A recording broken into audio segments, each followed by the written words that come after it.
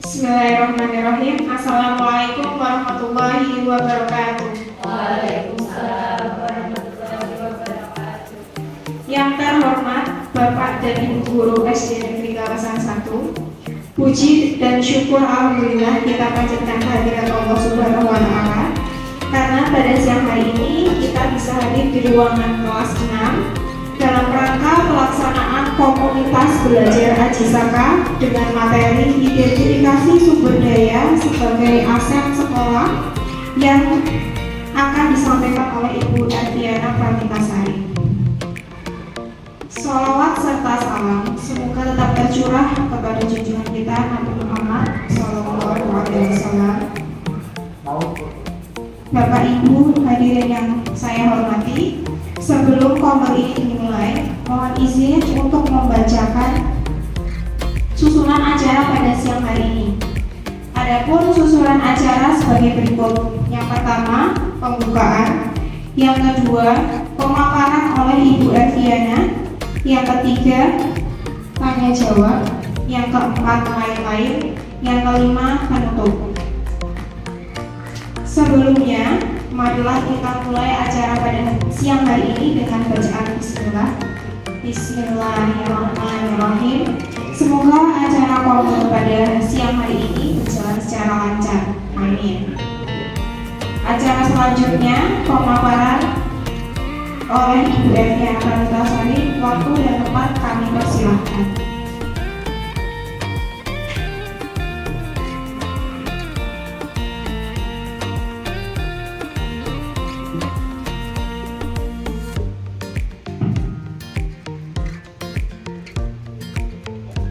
Assalamualaikum warahmatullahi wabarakatuh. Ya, terima kasih Bapak Ibu semua telah menghadiri undangan kegiatan komunitas belajar Ajisaka kita. Untuk kesempatan kali ini saya akan bersama-sama dengan Bapak Ibu, kita akan mengidentifikasi sumber daya atau aset yang dimiliki oleh sekolah kita. Pada kesempatan kali ini izinkan saya juga untuk menyampaikan bahwa materi ini merupakan tugas saya sebagai aksi nyata dalam program pendidikan guru penggerak. Jadi sekalian saya sisipkan dalam kegiatan kombel kita, yaitu kombel Ajisaka. Nah, identifikasi sumber daya atau aset sekolah. Nah, kita akan mencari tahu aset-aset yang dimiliki oleh SD kita. Nah, sebelumnya Bapak Ibu, kita masuk dulu ke sini buku. Nah, harus kita pahami dulu bahwa sekolah itu adalah sebuah ekosistem. Ekosistem itu apa Bapak Ibu? Apa Pak Wahyu? Baik, terima kasih Bu Erdi. Untuk ekosistem adalah gabungan dari beberapa populasi gabungan dari beberapa individu, baik itu laki-laki, perempuan maupun benda hidup dan benda hidup.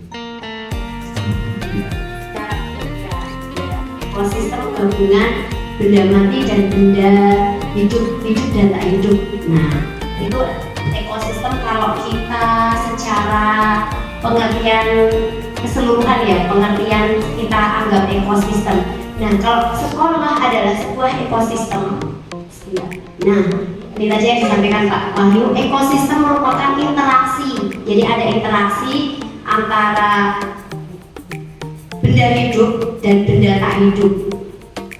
Nah, jadi ada unsur hidup dan unsur tak hidup, tapi nanti di sekolah itu ada unsur hidup dan unsur tak hidupnya apa? Nah, ekosistem itu mencirikan pola hubungan, jadi ada hubungan. Jadi tidak bisa berdiri sendiri antara yang unsur hidup saja atau unsur yang mati saja, tapi nanti akan ada dua-duanya ini saling berhubungan dan saling menunjang pada lingkungan tertentu. Next.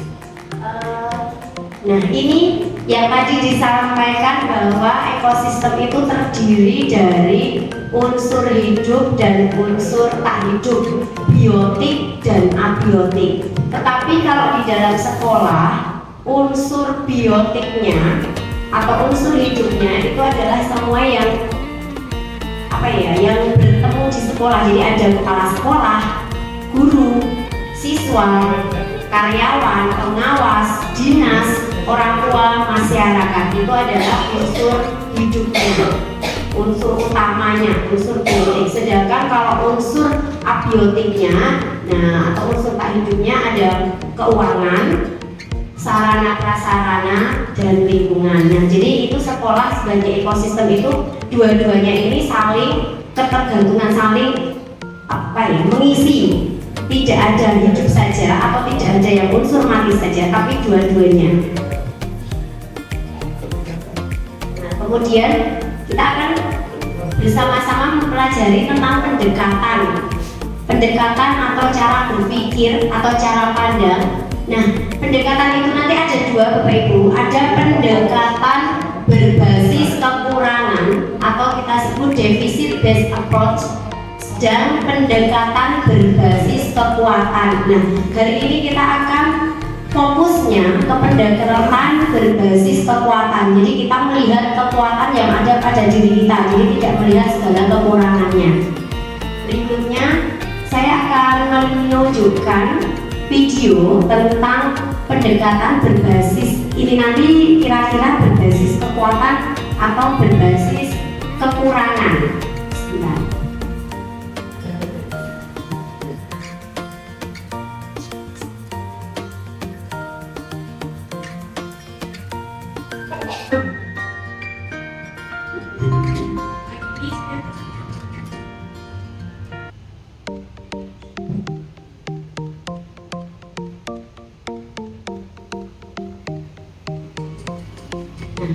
Bapak Ibu coba ditonton kira-kira ini nanti pendekatan berbasis apa?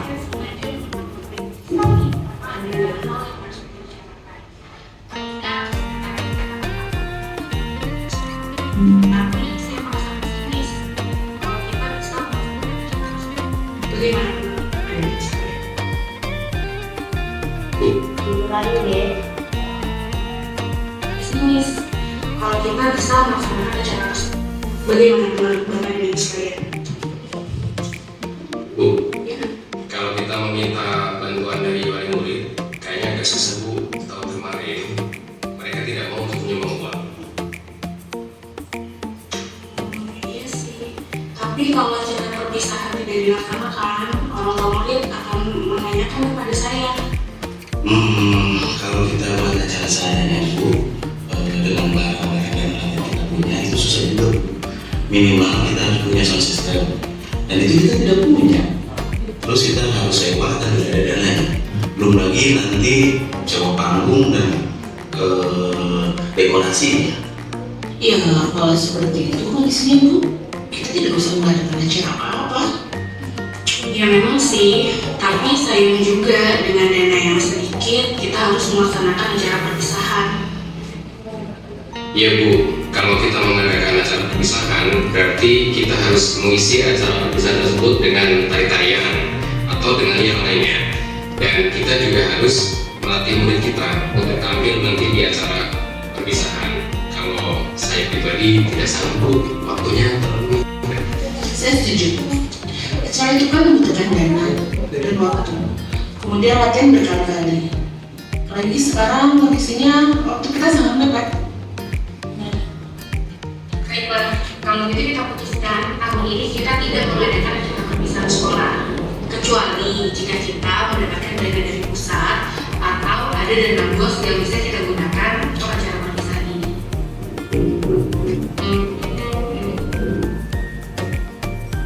Kira-kira kalau melihat video ini Bapak Ibu, yang dibahas itu kekurangannya atau kelebihan dari sekolah? Kekurangan. Jadi mau mengadakan acara, wah sound sistemnya aja nggak ada kok, dana juga susah, wali murid mau diminta, kita itu nggak ada anggaran dari dana BOS, wis nggak usah dilaksanakan aja, bubar, nggak jadi acara. Nah, jadi sedikit ada bayangan ya Bapak Ibu, kalau pendekatan berbasis kekurangan itu yang dikulik itu cuma kurangi terus.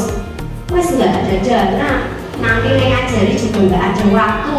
Nah itu pendekatan berbasis kekurangan. Jadi hanya fokus kita duit. Nah, sedangkan kalau satu lagi pendekatan berbasis kekuatan, yang kita pikirkan tuh apa yang kita punya, ayo kita maksimalkan. Apa yang ada di sekolah kita, ayo kita maksimalkan. Kalau berdasarkan video ini Bapak Ibu, kalau Bapak Ibu adalah seorang yang ada di sini dan Bapak Ibu memiliki pendekatan berbasis kekuatan, kira-kira apa usul dari Bapak Ibu? Kalau tiba-tiba Bapak Ibu ada di sini, kita mau ada perpisahan nih, nggak ada dana, nggak ada sound system, waktu sudah mepet. Kira-kira masukan apa? Kira-kira kalau Bapak Ibu itu pendekatannya atau paradigmanya berbasis kekuatan.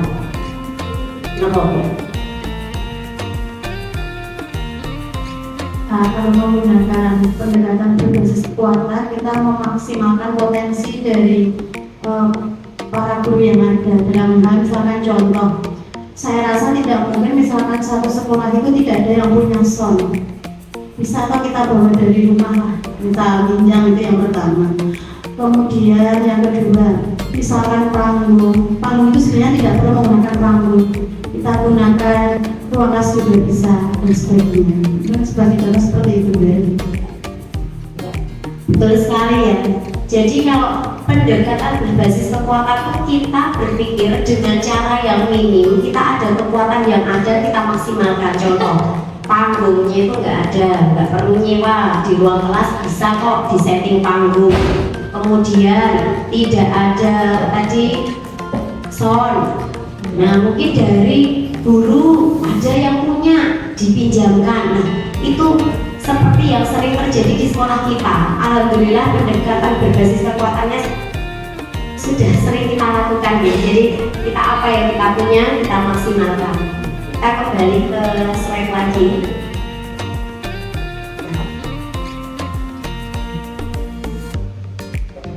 Lanjutkan ya. Nah ini Bapak Ibu, jadi ada perbandingan antara pendekatan berbasis kekurangan dan kelebihan. Kalau pendekatan berbasis kekurangan jelas yang dibahas itu fokus pada masalah randuwe mas sekolah itu randuwe iki masuk arti. Kemudian kalau pendekatan berbasis kekuatan, dia itu langsung fokus pada kekuatan yang dimiliki apa, nah itu sebagai kekuatan.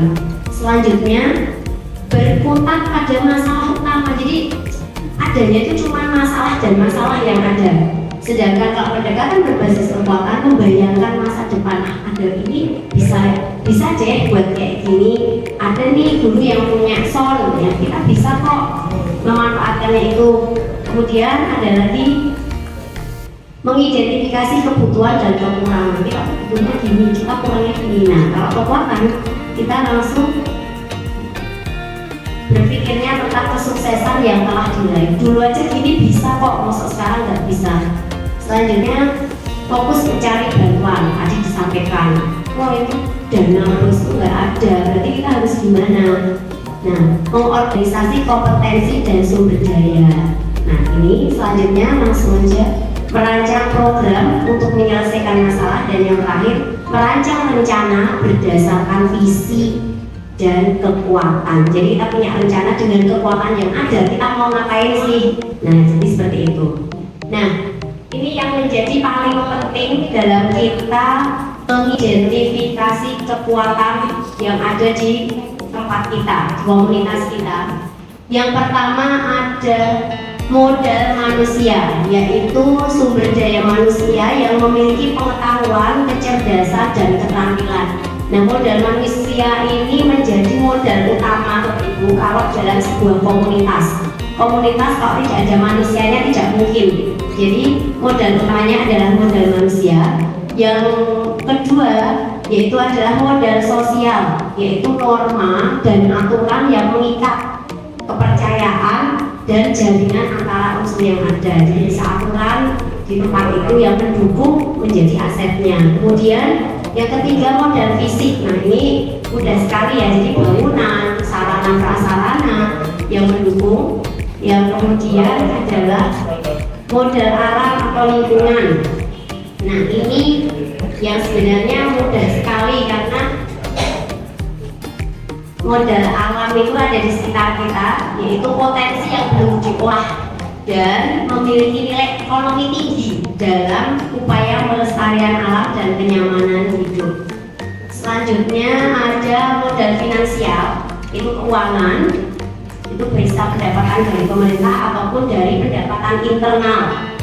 Selanjutnya ada modal politik. Nah, modal politik ini keterlibatan lapisan, ya. Jadi keterlibatan lapisan atau gampangannya kita ada hubungan baik dengan pemerintah atau komunitas. Nah, nanti politik ini bisa kebijakannya. Yang terakhir, modal yang terakhir adalah modal agama dan budaya. Yang modal agama ini adalah ritual agama maupun budaya yang menjadi kekuatan komunitas di mana komunitas itu berada. Nah, dari 7 aset dalam komunitas ini, Bapak Ibu, sekarang hari ini kita akan memetakan aset yang dimiliki SD Negeri Kalasan 1 itu apa saja. Di mana aset-aset ini hendaknya kita nanti akan kembangkan menjadi program-program yang dapat meningkatkan kualitas pendidikan di sekolah kita. Jadi ini nanti modal-modal ini yang harus kita cari bersama-sama. Nah, ini kita akan bersama-sama, Bapak Ibu, mengidentifikasi kekuatan atau aset di tempat kita. Dari yang pertama dulu, Sinta coba, kita punya aset. Wah, Pak Wahyu semangat. Baik, terima kasih Bu Estri. Untuk aset yang ada di SD Kalasan 1 tentunya adalah manusianya, baik itu guru maupun siswa, tapi sebagai aset utama yang mengembangkan kompetensi itu adalah guru. Terdiri dari 25 tenaga pendidik dan tenaga pendidikan yang nantinya bisa untuk pengembangan SD Negeri Kalasan 1 lebih maju lagi. Untuk aspek fisik terdapat berbagai macam ruang, baik itu ruang kelas, ruang komputer, ruang ibadah, ruang perpustakaan yang tentunya akan menunjang untuk peningkatan mutu dari SD Negeri Kalasan 1. Untuk alam lingkungan mungkin bisa diperbaiki lagi, ditambah lagi untuk tumbuh-tumbuhan hijau agar lebih indah. Terima kasih. Jadi kalau untuk aset sekolah yang pertama manusianya tadi versi Pak Wahyu guru dan tenaga pendidik.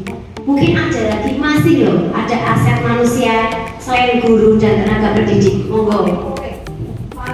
Wali murid. Nah, orang tua atau wali murid bisa. Wali muridnya gimana Bu Tiwi? Oke, baik. Jadi orang tua yang mendukung segala program sekolah. Baik. Wali murid kumpul, orang tua. Kemudian apa lagi? Ada lagi tidak kira-kira yang menjadi aset kita, aset berharga kita? Ya. Kang. Monggo, langsung mikrofonnya di situ. Ya, tadi ada dulu, tentunya yang mengincar dulu ada siswa juga. Siswanya. Yang juga pasti akan mengembangkan guru menjadi lebih baik lagi. Jadi asetnya siswa ya seperti apa Pak? Siswa kita tuh Pak? Kok jadi aset kita? Oh, nah, tentunya akan membanggakan nama sekolah itu. Asetnya juga.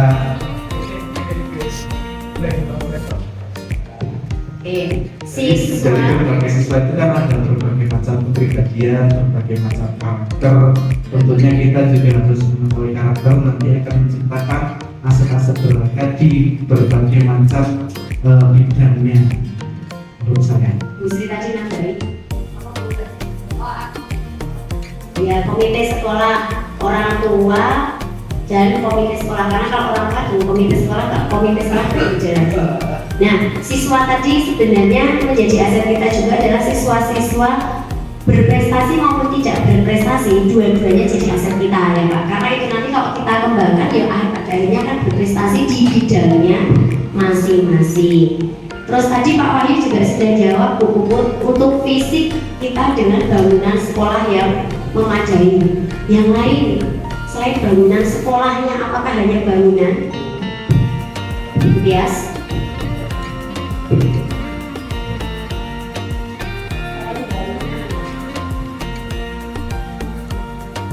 Media pembelajaran.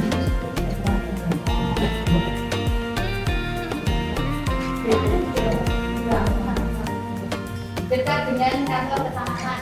Nah, berarti Dekat dengan fasilitas umum. Jadi ada kantor kecamatan, kemudian pasar, rumah sakit, terus lapangan Radenonggo itu adalah salah satu bentuk modal fisik. nah, betul.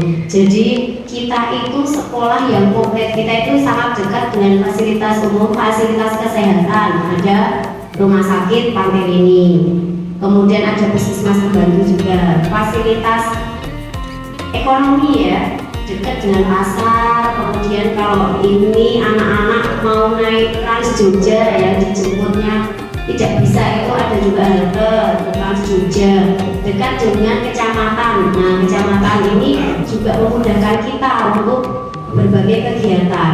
Nah, aspek sosial, ada tidak kita itu punya aset di bidang sosial? Sosial itu berarti berkenaan dengan keterlibatan dengan pihak-pihak di luar sekolah menjadi di kawasan sekitar sekolah. Apa Pak? Ya, kaitannya dengan manusianya, identifikasi aset manusia, fisik. Tadi di dalam fisik itu kan ada fasilitas umum, ada rumah sakit, industri, ada puskesmas. Nah, kita mengambilkan MOU kerjasama, ini akan mengembangkan setelah menjadi aset lebih meningkat lagi, lebih terpercaya lagi di mata masyarakat. Bisa dianu ya, kalau nanti itu MOU masuknya ke politik ya Bu Sri, bisa masuknya ke politik karena itu dengan instansi loh Pak. Nah, kalau sosial itu biasanya berkenaan dengan kita kesosialan, jadi hubungan kita dengan masyarakat. Nah, berarti asetnya apa? Nah, itu kan kita programnya, asetnya berarti masyarakat ya. Kalau sosial mungkin contohnya ini Bu, kita punya hubungan dengan organisasi tertentu atau asosiasi tertentu. Mungkin sekolah kita dekat dengan asosiasi apa ya? Oh Bu, PKK? Ya, Bisa ya? Tuhan Ya, jadi PKK. ya kita punya Bu RT. Oh iya betul. Ya. Kalau sosial itu kok itu masa depannya, contohnya misalnya ada apa kita simpannya lah ya, itu kan sosial. Terus sekolah kita dibagi dengan masyarakat. Terus misalnya Hubungan sosial. budaya juga itu loh Pak. Misalnya ada apa itu pencinta karawitan misalnya. Nah itu termasuk salah satu aspek sosial yang dekat di sekolah kita. Sama ditambahkan tadi Pak Landung yang kalau kita ada hubungan dengan masyarakat itu berarti kan hubungan sosial kita dengan masyarakat itu yang baik. Jadi kan kalau SD Kalasan 1 itu ada program zakat itu ya Bu. Nah itu salah satunya kurban. Ya, kurban itu salah satunya juga untuk apa ya, aset sosial yang baik karena kita dengan lingkungan sosialnya itu juga tidak ada masalah dengan gitu. Sama yang tadi komunitas-komunitas Ya misalnya ke komunitas angklung yang kemarin ya kemarin. Untuk nambah Bu Ervi, mungkin untuk aset manusia itu sebenarnya bisa dirinci ya, tidak hanya 25 guru gitu, tapi misalkan menyebut salah satu manusianya juga boleh. Misalnya kita punya Pak Zul yang merupakan juara MTQ. Nah itu jelas jelas. Jadi ketika pemanfaatannya bisa lebih mudah. Kemudian kita dekat dengan Pak dosen yang musik kemarin itu, nanti bisa ditulis lebih rinci. Terus misalnya 25 guru itu semua sertifikat pendidik ya, itu jadi lebih Sama ini ya, termasuk nanti yang S2 berapa, yang S1 berapa, itu juga termasuk aset kita karena belum tentu sekolah lain juga seperti itu. Dan ini juga tadi kalau dikatakan ada Pak Zul, juga Pak Arifin juga, jadi guru-gurunya itu yang berprestasi di bidangnya masing-masing. Nah itu bisa ditambahkan nanti ke buku. Oke, interaksi aspek alam. Nah ini tuh sebenarnya menarik sekali ya, kita aspek alamnya. Monggo, aspek alam kita apa sih? Lingkungan atau alam? Monggo, coba Bu. lingkungan kita punya halaman yang luas, ini bisa ditanami itu yang bermanfaat untuk penghijauan. Kita masih punya kebun belakang itu bisa ditanami buah-buah yang bermanfaat dan juga untuk keindahan, sehingga bisa diberi taman sehingga anak-anak nyaman untuk sekolah. Ya. Kalau aset alam ini adalah halaman yang luas. Halaman yang luas di belakang sana itu, kalau tadi aset alam itu yang potensi alam yang masih bisa kita manfaatkan. Di belakang itu masih bisa ditanami, sangat luas sekali. Masih bisa ditanami tanaman-tanaman, buah-buahan, sayur-sayuran pun masih bisa ada space. Kita masih punya tempat. Berbeda dengan sekolah lain yang sampai mungkin tidak ada tempat ya untuk menanam. Kita masih sangat luas di belakang sana. Kemudian ini tanaman-tanaman kita itu sedikit banyak juga termasuk sudah banyak ya, sedikit di sebelah sana itu masih perlu kita tambahkan lagi, tapi itu menjadi asetnya kita, aset halaman. Bukan hanya halaman, sebenarnya tanah yang masih bisa ditanami tanaman produksi. Nah itu aset lingkungan atau aset alam. Nah monggo selanjutnya kita identifikasi aset kekuatan kita yang berikutnya, yaitu aset ini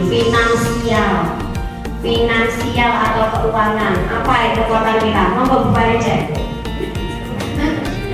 Tentu saja di sini kan muridnya banyak. Ini berhubungan dengan dana persenan besar. Ya, ini sangat merumuskan menjadi kekuatan kita untuk menjadi apa ya, sekolah kita menjadi lebih maju. Karena dana yang kita punya cukup besar.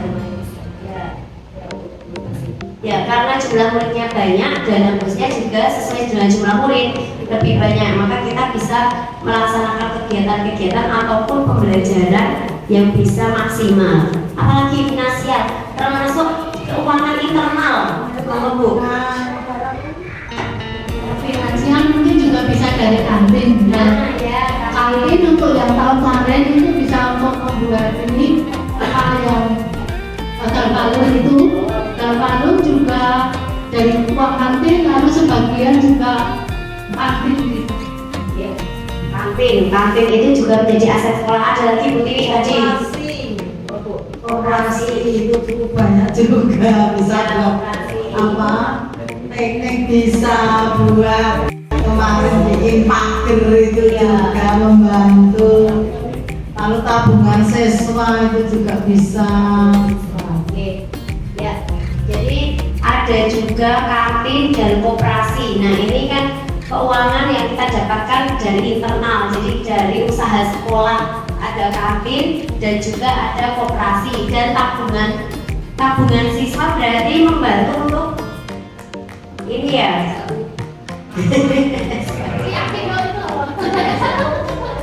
Ya, itu untuk finansial. Nah untuk yang politik, kita punya aset politik nggak kira-kira? Berarti apa itu Pak?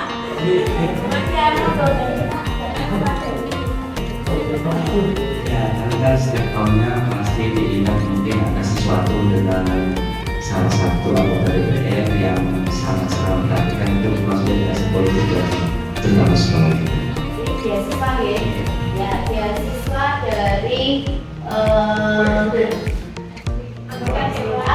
Dewan. Monggo politik lagi. Kita yang aset politik kita banyak sekali loh. Kita dapat kemarin juga karena aset politik kita Bu Sri.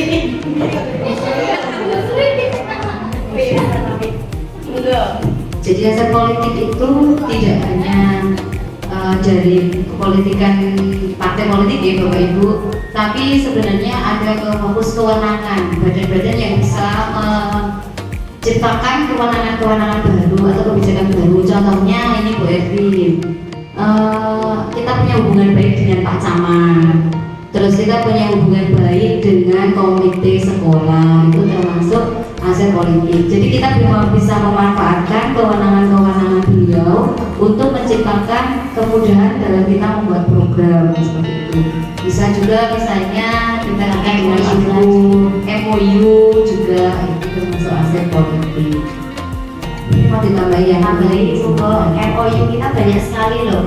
Selain puskesmas kemarin kan kita jadi nanti kebijakan juga bisa kita pakai nih untuk kegiatan kemarin yang gosok gigi itu puskesmas. Kemudian kita ada MOU dengan BPBD. Itu udah MOU belum Bu Elmi? Belum ya? Belum MOU ya yang BPBD itu? Ya belum ya. Yang ini polisian mungkin kemarin belum. Berarti baru puskesmas ya. Jadi kalau politik itu jadi kebijakan bisa kebijakan pemerintah seperti dari dinas, ada kebijakan ataupun kebijakan di luar dinas ya. Tadi yang disampaikan bisa kebijakan dari Pak Duko, ada kebijakan yang akhirnya membantu sekolah kita untuk lebih maju. Atau kemarin yang kita diminta untuk nari itu loh. Nah itu kan dari Pak Camat toh. Nah kebijakannya diambil untuk sekolah yang di dekat kecamatan dulu. Nah akhirnya kita bisa tampil. Nah itu salah satu aset politik kita. Kemudian yang terakhir, aset agama dan budaya. Monggo, aset kita di bidang agama dan budaya. Jadi agama dan budaya, ritual-ritual atau kegiatan keagamaan yang menjadi kekuatannya kita. Apa Pak Akif, Pak Yul, kira-kira evolusi? Pak Yul, Saya pikir saya akan dengan katanya yang itu berarti anak itu bisa bersaing bukan di sekolah aja, masuk di masyarakat juga bisa terjun. Itu salah satu aset agama. Jadi tadi kalau aset agama ada hubungannya karena di sekolah kita ada modal manusianya sehingga mengembangkan aset agama di sekolah kita. Itu kalau Pak Haji, tapi PBT kita sih ya Pak Yun. Ya, fungsi tambahannya Bu.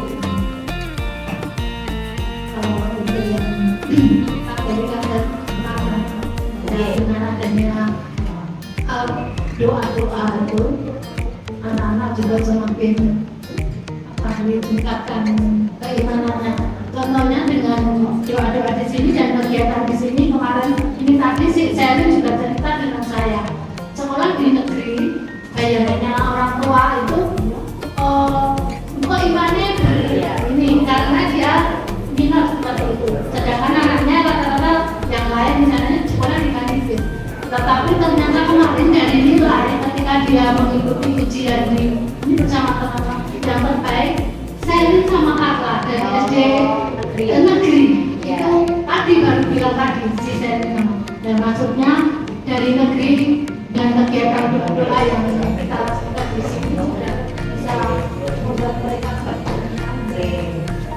aset agamanya berarti anak-anak kita itu ternyata di negeri nggak kalah loh sama yang di swasta. Makanya jadi karena keagamaannya juga diberikan porsinya yang banyak. Nah, jadi ini tadi Bapak Ibu aset-aset yang kita miliki.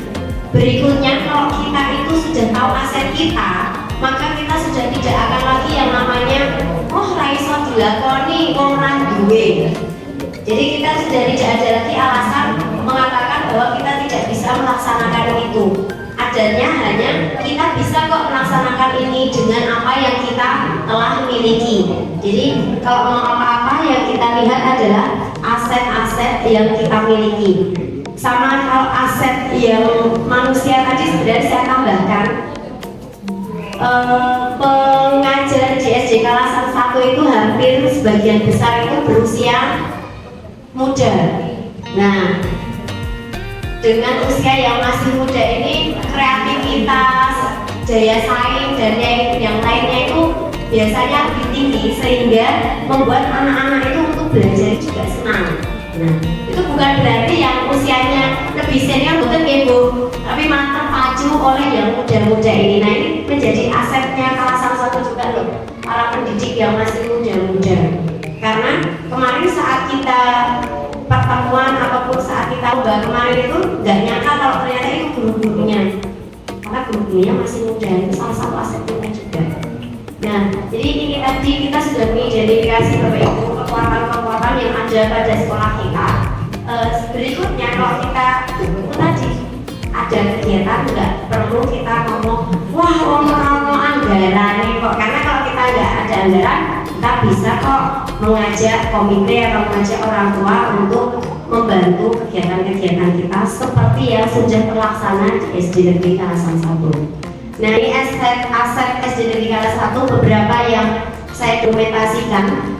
Yang pertama itu anak-anak, yaitu kita kerjasama waktu P5 itu jelas kita kerjasama dengan orang tua juga, dan di situ anak-anak kita menjadi aset. Kemudian ada foto berikutnya ini fisik kita yang sarana prasarananya ada. Kalau kita melihat sarana prasarana, kita tidak selalu mengatakan bahwa orang lengkap. Nah, itu berarti kita berbasis kekurangan. Tapi kalau kita berbasis kekuatan, ya adanya itu ya kita manfaatkan sebaik mungkin. Nah, nanti ditambahi dengan aset yang ada yang lain untuk semakin mengoptimalkan. Kemudian yang paling bawah ini adalah squad kita, kekuatan terbesar kita. Kemudian bangunan, dan yang di sini kemarin komite juga. Nah, ini aset dari SD Negeri Kalasan 1. Berikutnya ini pendekatan berbasis aset itu digerakkan oleh seluruh pihak yang ada dalam sebuah komunitas. Kalau komunitas kita komunitas sekolah, berarti yang bergerak bukan hanya kepala sekolahnya saja Bapak Ibu, tapi kita semua. Hari ini kita mengidentifikasi, berarti besok kita siap untuk bergerak. Tidak ada lagi alasan untuk kanduiki raiso, karena kita sudah mengidentifikasi bersama. Mari kita gerakkan bersama oleh seluruh komunitas di SD Negeri Kalasan 1 ini. Nah, kemudian ini yang menjadi pemecut kita ya, pendekatan berbasis kekurangan itu hanya membuat kita itu buta terhadap potensi. Kita itu nggak bisa menyadari bahwa kita itu punya berbagai banyak hal, karena yang dilihat hanya kurangnya saja. Contoh saja kita kalau di rumah, kalau kita yang dilihat hanya kurangnya saja, kira-kira kita bahagia boleh Bapak Ibu? Boleh ya, kita tidak akan bahagia, tapi kita lihat lebihnya saja, walaupun sedikit itu pasti akan membuat bahagia. Dan yang terakhir, ini kata terakhir, bila sebuah organisasi lebih banyak membangun sisi positif yang dimilikinya, maka kekuatan sumber daya manusia dalam organisasi tersebut dipastikan akan meningkat, dan kemudian organisasi akan berkembang secara berkelanjutan. Jadi kalau kita itu selalu melihat sisi positif yang dimiliki kita pasti akan berkembang. Kita tidak akan jauh ketinggalan ataupun tertinggal, tapi kita akan selalu maju, dan insya Allah kita akan selalu terdepan.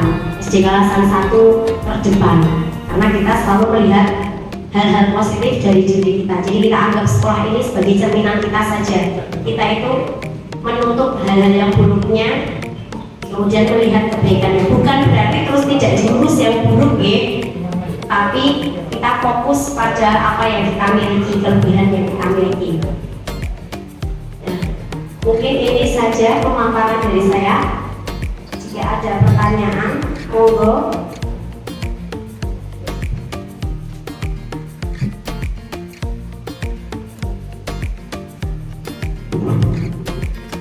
Apakah ada pertanyaan dari Bapak Ibu?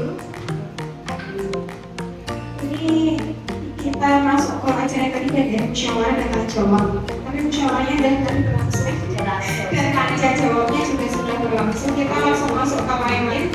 Tidak ada tambahan atau tambahan? tambahan untuk mempercepat ngobrol pada siang hari ini. Kita langsung masuk ke acara penuh. Dari apa yang dibawakan oleh Bu Erti, semoga kita bisa maksimalkan potensi yang dimiliki SD Negeri Kalasan 1 untuk meningkatkan kualitas pendidikan di SD Negeri Kalasan 1. Demikian acara ngobrol pada hari ini. Semoga materi yang telah dibawakan bermanfaat bagi kita. Amin. Akhirul kalam, sebelum kita menutup acara pada siang hari ini, kita baca alhamdulillah. Alhamdulillahirabbil alamin. Sebelumnya kami ucapkan terima kasih dan akhirul kalam. Assalamualaikum